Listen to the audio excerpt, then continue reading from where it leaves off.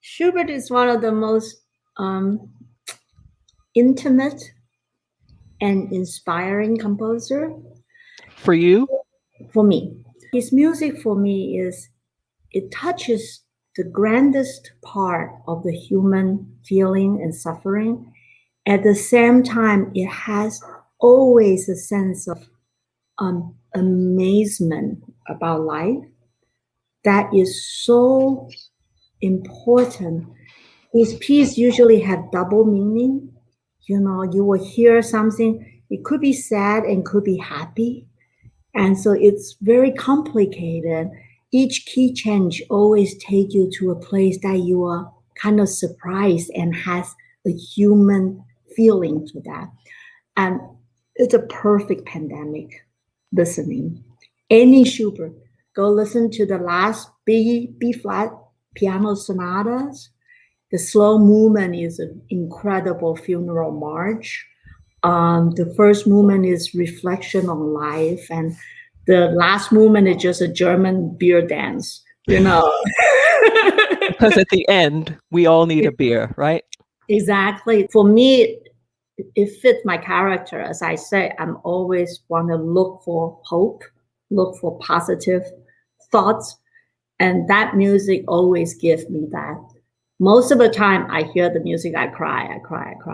But then always there's something in the music saying, life is worth living. Wuhan, I think it's so different this time has been very different for the artists who were able to take care of themselves, really, and the ones who weren't. Yes. And I'd like for you to speak a little bit to even now, as things begin to reopen, as we begin to see a small way forward, or at least be able to take the next steps forward. Mm-hmm. How to remain inspired, how to remain optimistic. I don't want to use the word optimistic, but maybe that is the word. When there's not just been a crisis of health, but of social conditions, of all kinds of things, what do you say to young musicians? And I understand that you've done a lot to help a lot of people. To be an artist, to overcome difficulty in front of you is part of the game. The character, you know, for us in the old days, before we have a lot of concert, you could play a really terrible concert. You feel terrible. The idea is, how do you always look at a situation and take charge of it and turn things around for yourself. Even in good time, you should always have a certain sense of emergency. Because your job is to push the limit, is to climb that mountain. And how much during this time, of course, besides making a living, we all need to survive. All right, besides paying your rent, finding part-time job to hold you through this period, but you have to actually work even harder. So in the case of opening, you are actually even more ready for what's in front of you. I do remember when I first came to the United States, I was always independent. I was supporting myself since I was 17 years old. I paid for my own rent, I paid for my own food, my own car, my tuition. I was able to make a living. When I came to the United States for 2 years, I have no way, I barely speak English. I have no way, I have to pick myself up, build a life from scratch. And living on very, very tiny, tiny, tiny budget. And in the end of the day, I was very grateful because that was another time in my life I actually recommitted to be a musician. Before that, I was not quite sure if I want to continue because the career was handed to me. And so I had to really redecide if I want to be a musician, a real musician or not, and not just a musician or making a living. And I wanted to find a passion, and I found it in chamber music. And I decided I want to devote my time to that. I prepared myself quite well. I really used the next 10 years living on very, very tight budget, but studying music like you would not believe. So by the time I finished that 10 full years, I know every piano quintet, every piano trio, every violin sonata, cello sonata, piano quartet, you name it. I have it in my fingers. I've done it, play it, try it out, performed it in all kinds of strange situations in church, with my friends, in living room, in my school auditoriums. And so I think for this time, as an artist, we all have to do that for ourselves. It actually is a golden opportunity. These awful shootings last week, I would really be remiss if I didn't ask you how this kind of thing, after all the work you've done, all the ways in which you have dedicated yourself, not just to your art form, to your art form in this country. Helga, don't forget my name is Wuhan. You know, it's connected to the virus. That's a horrible joke. I know. But you know how many times when I say my name is Wuhan, how many people look at me like, how do you spell that? Like, they were thinking I'm making a joke. I'm not kidding you. It's terrible. But since the pandemic, how many times I had to say, what's your, I go to a shop, what's your name? I say Wuhan, and they will be like, no. Right. So it is what it is. However, Helga, us Asian woman migrate to United States, holding an American passport, I am deep inside insanely concerned and angry on the hatred that has been brought out in this society and has been going on. And when I came to the country, I thought that this country was incredible. The immigrants has a chance. It gives people hopes. It gives me hopes. And if you work hard, you will be somewhere, which is the way my parents taught me. But coming from the Asian family, that was super important.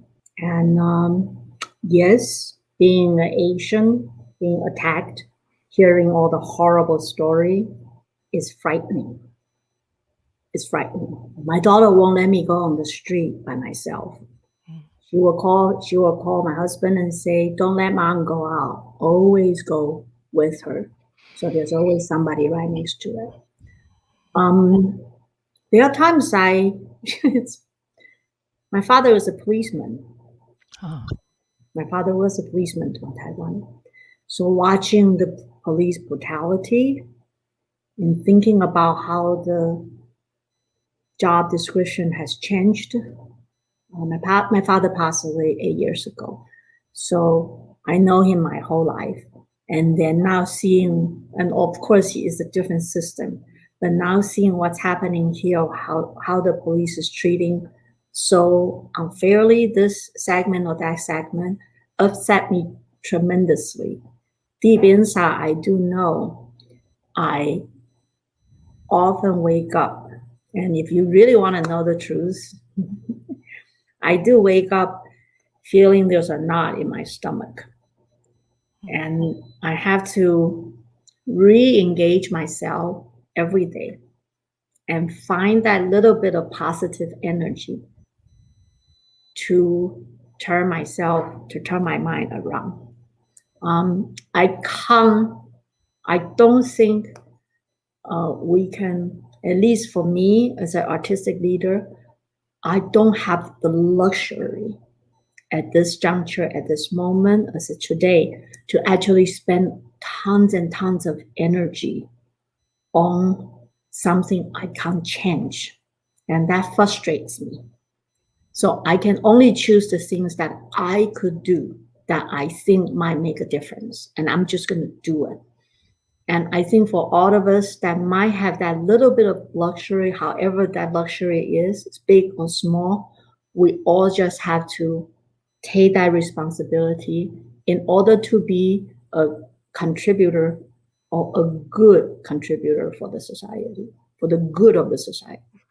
And I don't think, if you read a newspaper, you turn on the news, I don't think any one of us should be lazy and should take another road. You don't have a choice. Otherwise, the society will go down even further. Let's not let that happen. It's the same thing like the virus. You can't let it happen. Can't let it take over your life and destroy you or destroy whatever we have. Look at the most precious thing and go dig it out and work on it over and over and over and until you can conquer it. You really don't have a choice. Thank you for that, Wuhan. Thank you. Yeah. Sorry, I might start to cry, but let's talk about something. We're right here together. I cry every day. And that's one thing I have stopped apologizing for. Yeah. And this is nothing. I refuse to spend my life or spend my energy on any of those hatred. We need to find the way people can coexist, that people can support each other. For those of us that really, in the public opinions forum, we should talk about more of how young one, old one, whoever, how a human being can make a difference, because that's what makes us different than animals. I want to see your hands. Why? Hold them up a little bit more. A little higher so that they're in the frame. Why? I know that being a pianist is not, and let me see the other side also, is not only about your hands. It's that you play with the whole body. Yes, you have to. Tell me something about your hands. My hands are, I don't know, my father, it's actually a set of unusual hand for pianist. Because? Because the opening of this is super important for pianist. And my hand, if you look at it carefully, it's pretty evenly spaced. Hold it up. Hold it up higher than you think you have to, so that it's in the frame. There we go. Yeah. So go So ahead. this particular opening, it helps to stretch. And yeah, and this particular comfortable motion, and the way you feel your body is where how you make the sound productions, and that's really important. So from very young age, I'm quite aware of this. I also play viola and percussions, so I know it's string instruments, and so I'm always fooling around with my hand. Maybe that's why you asked me the question, because you see, I just can't stop moving. I love to look at the hands of artists. Oh. Um, Well, I'm because always stretching, even like when I'm taking an airplane or when I'm listening to a concert, you see me do this all the time because it's really, really good and healthy. It's like doing stretching for your body, like yoga. And so I'm always doing this. So I'm putting it down here now. I'll stretch. this series is Mhm. also about unmasking the arts. Tell me what that means for you, and more importantly, Mhm. what would you like to see change as things begin to reopen? What are your hopes? Not just that the community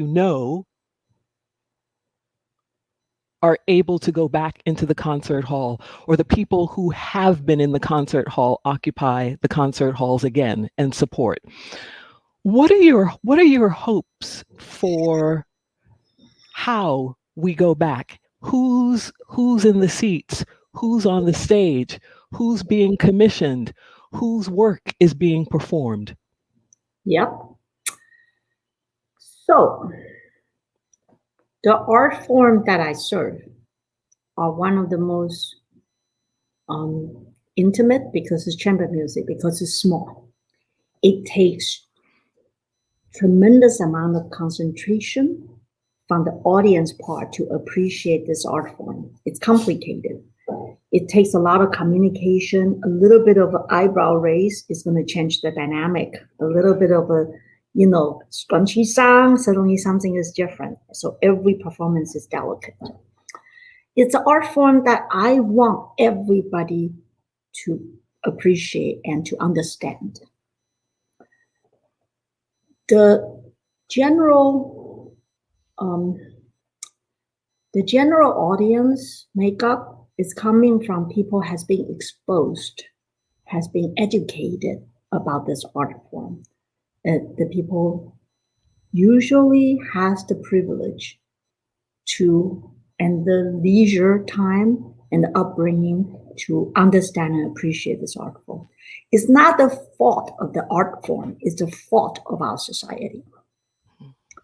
If I if I have a wish when this pandemic is over, I wish there will be more opportunity. There'll be more people can enter this magical world. Whatever we do to help to make that happen, because I know I came from a very poor family. My father came from very, very low end of the police department. My parents both went through war, lost families, and they had to start from scratch. When we were kids, we rarely have any meat. We have a lot of rice because it's cheap, a lot of soy sauce. Once in a while, we have an egg. It was an amazing thing. So I came from a very modest, worse than modest. Well, I come from a very poor family. Let me just say it. All right.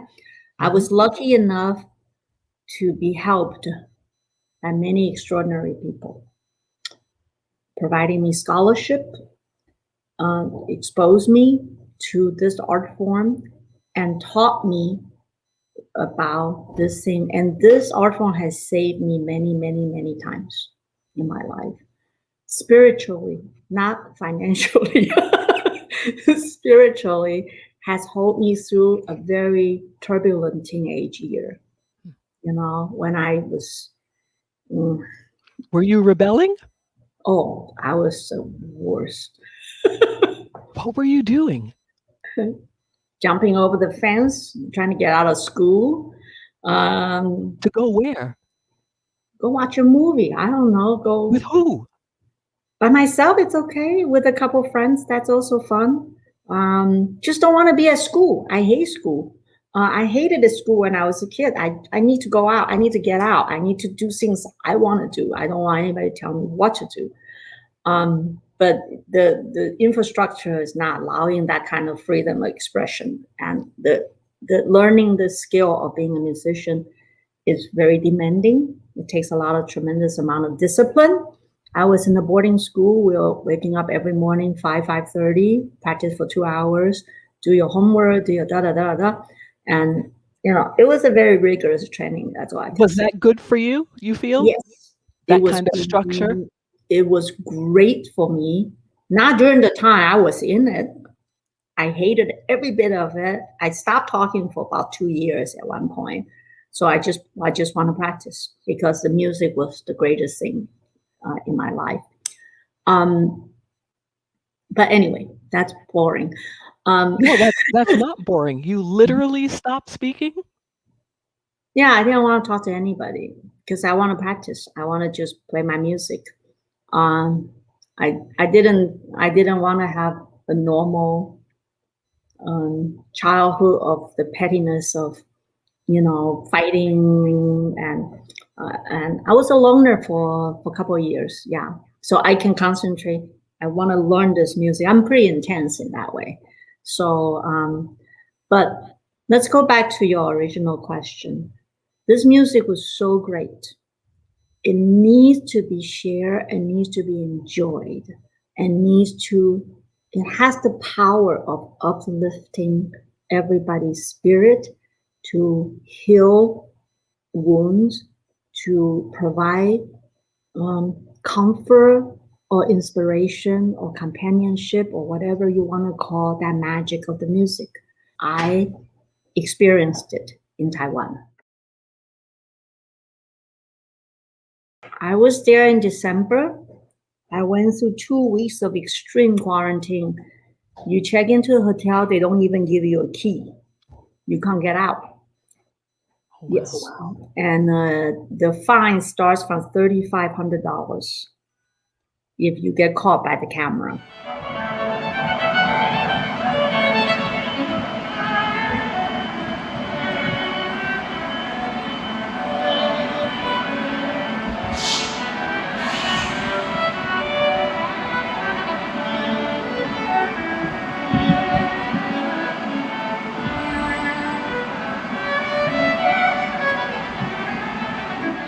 And after 2 weeks, I left the hotel room. Mm-hmm. I could not believe a normal life feels like. I was not used to that. I was in shock, actually. A walk on the street, on the sidewalk with other people. At first, you were like, leave me alone, and you realize you do not need to do that. I realized I do not need to do that. And walking on the concert stage is one of the most intense feeling as an artist, as a performer. The audience was dying for everything come out of me. I just want to give them everything I have. And you play your hearts out, you forget about everything, then you finish the concert. I came backstage and I started to cry again. I was a basket case for all 4 concerts. We all have something to look forward to. We all have something, that excitement and letting music take you to a place that you completely forget, and have a shared experience with your community, with the like-minded people in the same room, hearing an artist making a statement. That is just something so extraordinary. Or watching an artist trying to climb that mountain and rooting for them, hoping they get there. Watching them getting there and say, yes, that was really great. And we will have that. It's going to come back. It has to come back. If it doesn't come back, life is not worth living. So let's make sure that happens. We all have to support every artist, every human being that are making an artistic statement through this pandemic time. We need to support them all. We need to go there and cheer them, encourage them, and support all of your local organization that bring that to your community.